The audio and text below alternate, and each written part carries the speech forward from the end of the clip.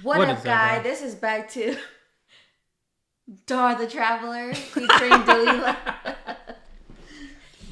We back with another video. Hey, I think I did pretty good. That was good. You shocked me. You beat me to the punch. Beat me to the punchline. But hey, we here with an interesting one here. We hear America compare why other countries treat their people so much better. We know here in the U.S., we could be treated better, a little bit better. You know, things could be a little bit better, but it's really, I feel like here in the States, it's more of a rat race type of thing.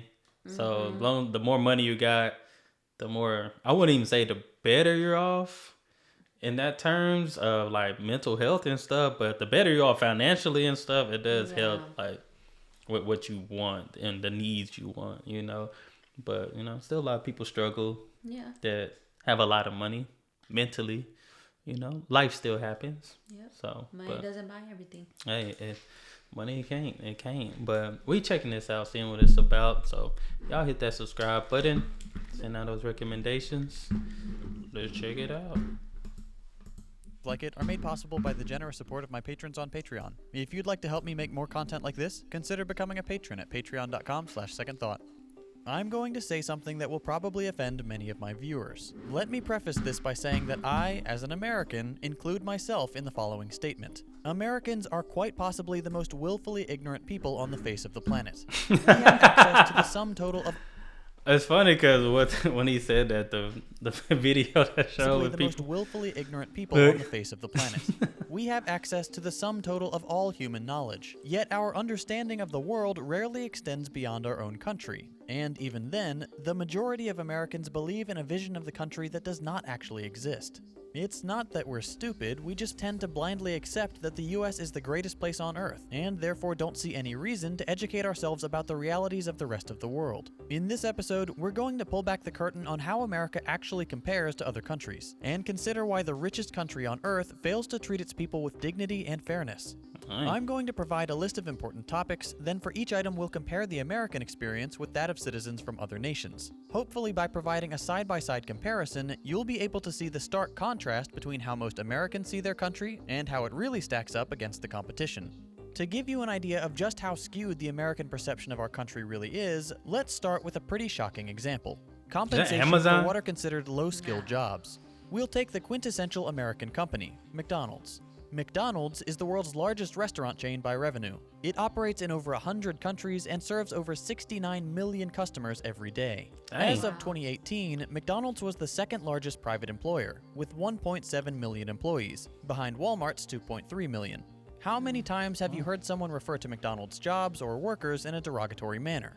For some reason, people who work at McDonald's are seen as inferior or lazy or have any number of other unfair and unkind assessments leveled at them. One thing I learned about, and you worked in the food industry too. One thing I learned about the restaurant industry, food industry, those rush hours suck. Yep. Like that would really. Then again, like nowadays, like McDonald's is getting paid better than. Oh yeah. Your average person that has a degree and and stuff like that. So or like, just about the same, same amount, but it sucks. They probably work a little bit more hours or hard to find the hours. Yeah. So, but. Yeah, working in a restaurant, fast food business, it really tests you. Then too, he made a comment how like Americans like don't take the time to actually like know about other countries. Yeah. And I feel like that starts with school because in school we had to take like U.S. history. It's like why do we have to take U.S. history? Can't we not know about other countries? Exactly. That's all we know. We only know us. If we talk about other countries, it's only really with World Wars. The World Wars 1, 2. Yeah. That's the only time we mention other countries, really. But yeah, this probably stems from the old notion of flipping burgers being a job anyone can perform. But the animosity towards low-wage workers has grown significantly in the past few decades. And in America, McDonald's workers really do suffer a low wage. As of that smoothie do be hidden. That is good. I don't know if it's real, but it McDonald's workers really do suffer a low wage. As of 2020, the average crew member at McDonald's makes $9 per hour. The average McDonald's cashier makes $8 per hour. The what?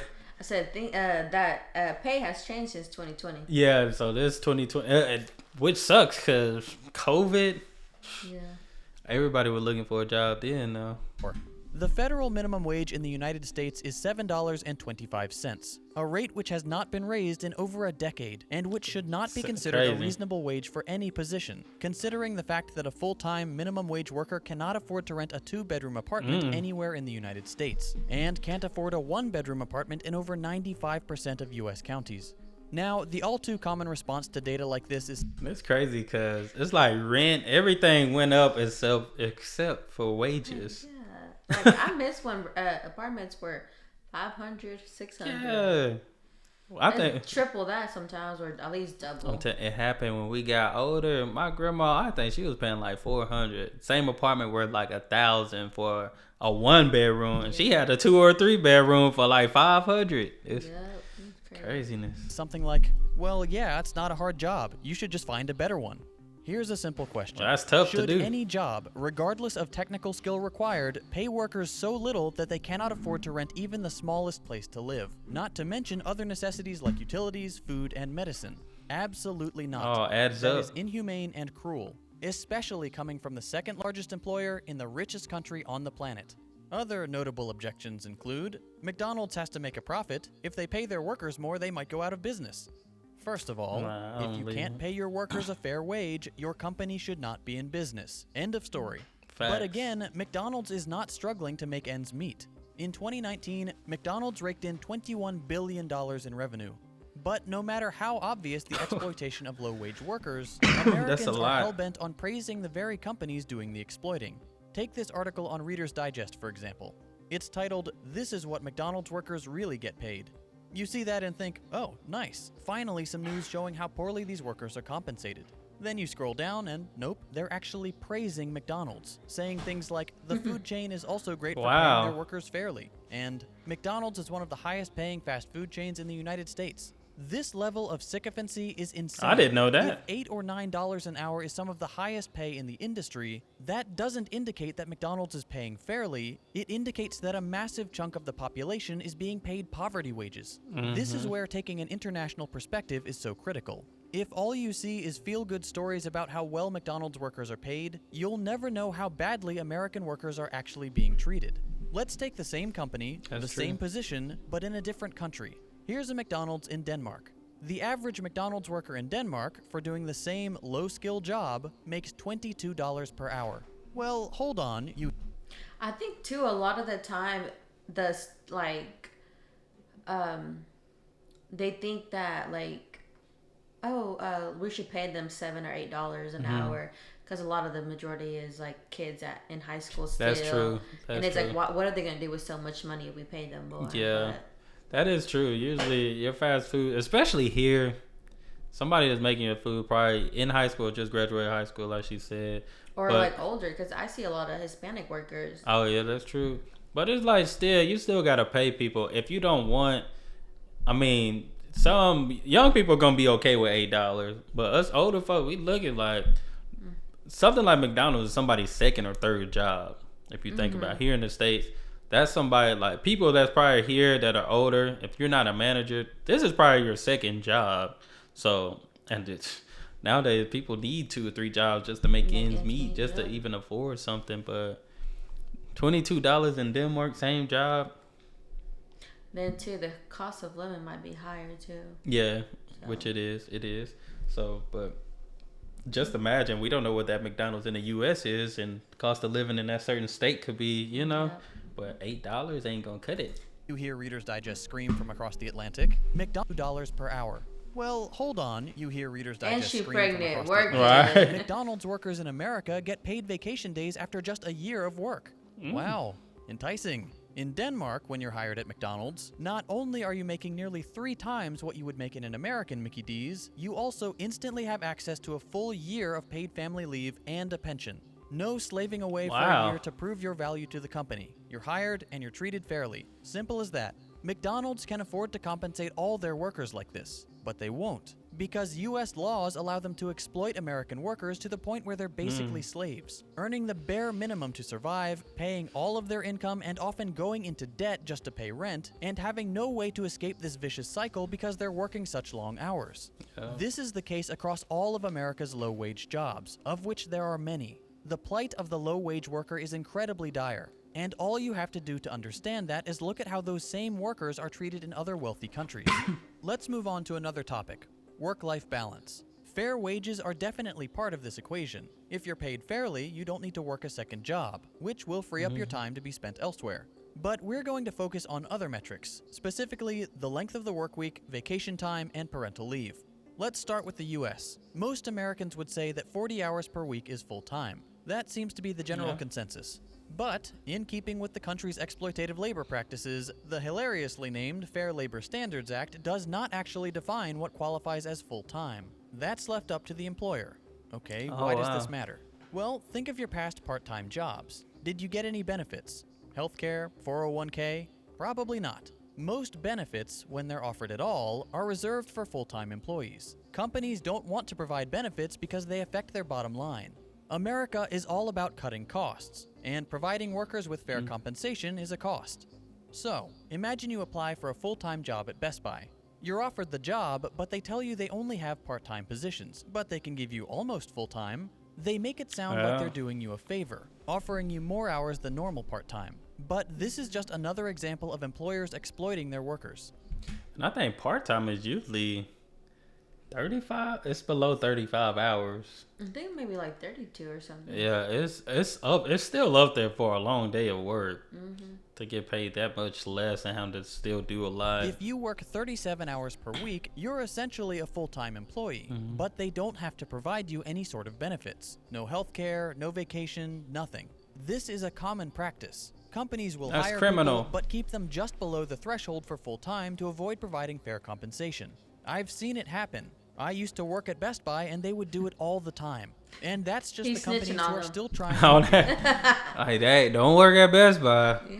Maybe it changed. It is 4 years ago, so maybe things change, but that's how some companies do it. Others will simply not offer benefits at all, or set their full-time positions at 50 or 60 hours per week. Sales positions are notorious for this. They'll often say, well, we expect you to work 40 hours, but all the top sellers are working 60 to 70 hours per week. This is coercion.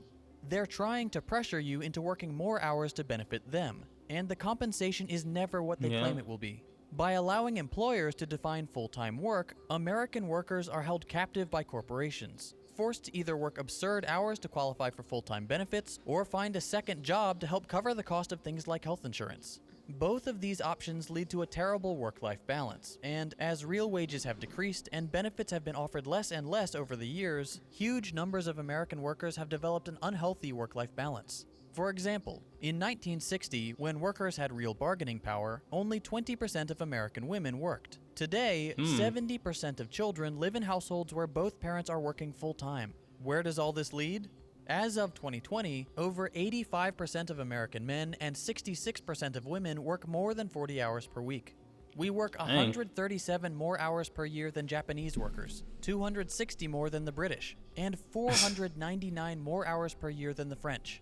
Why do other countries have such a better balance? Wow. I would want to know how different the teacher salary and all that stuff is different. That's interesting. That would be nice. Yeah, I never That's really crazy. Those hours, crazy. Yes. Like you said, being a teacher and I coach,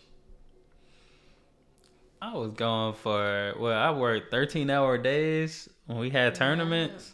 Like 13, 14-hour days. And I tell you, it's hard to explain, but I mean that makes sense, coaching stuff. You kind of do it, but it's you really working overtime for free because the money does not match those hours at all. And teachers need to be paid more. Hashtag. Because many of them have laws that cap the length of the full-time work week. Companies are required to pay their workers fairly and allow enough time off for employees to maintain a healthy work-life balance. That's not the case in the US. Vacation time is a similar story. Whereas many other countries mandate that employers provide paid vacation and sick days, the US does not. In every industrialized nation, workers get more paid vacation days and holidays than in the US. Here's a depressing graph to illustrate just how poorly we treat our workers. Look at that. Paid vacation. So you got paid vacation, paid holidays. Oh my God, we get nothing. We honestly have nothing. It depends on the company. I feel like I get a lot of paid vacations though. But it's like, when can you use it? It's like it almost don't match. Like, for instance, we both work, so it's like. And for my job, like technically, like I would have to get somebody else to like cover my like workload or like, you know. But if I were to be off, like let's say at Christmas, technically I'm off, but I'm still on call. Yeah. So if somebody needs me, like I still have to, you know. So it's like, what's the point of actually being off if I still have to work if an emergency arises or whatever? So that's why I say it definitely depends on the type of job you have, because I don't know. It's just one of those things. You want a vacation. I heard a dude yesterday say, "Oh yeah, I'm gonna be taking like months worth of vacation at my job." I'm like, "What job? What job gonna give you all like a month?" Like the most I probably got is a week in a row. The most I got off was a week when I worked at my last job. Well, you know, I was telling you, somebody that I know was trying to get off 2 weeks to go out of the state. Oh yeah. They couldn't even approve that. Like 2 weeks. But you have the time. you have the paid time off, but you can't use it. Yeah. Makes no sense. You got to break it up basically. Like I said, I teach in the summer. You get off summers, but I coach, so I'm still working technically. I'm technically France, still 31, working. Spain 34, that's crazy. Austria 38, America 0. 0 paid vacation days, 0 paid holidays. And remember, these are the mandated figures. Every Austrian worker gets a minimum of 38 paid days off per year. Even in the worst possible employment situation, they'd still get 38 paid days off. In the US, many workers are lucky to get Christmas or Thanksgiving off at all. And the odds that it's a paid holiday?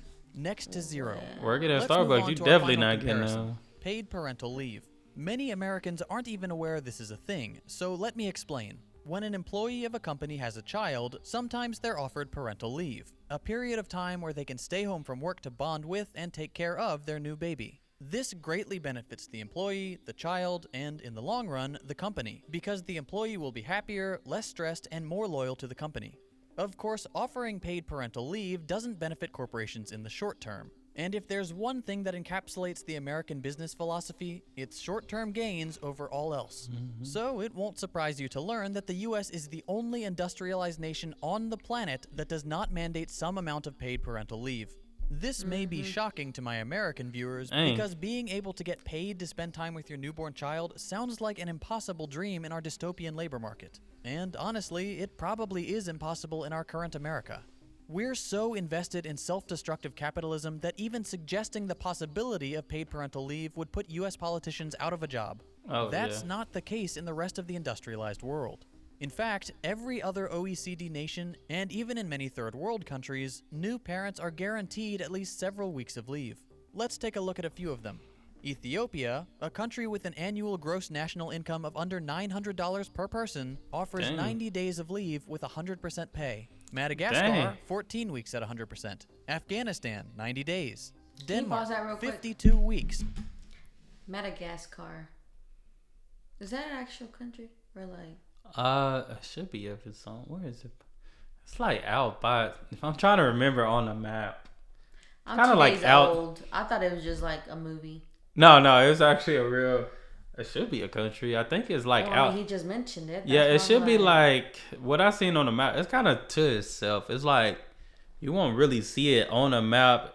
You will have to zoom in on the map to see it. Yeah. That's crazy. I think the movie was based in Madagascar.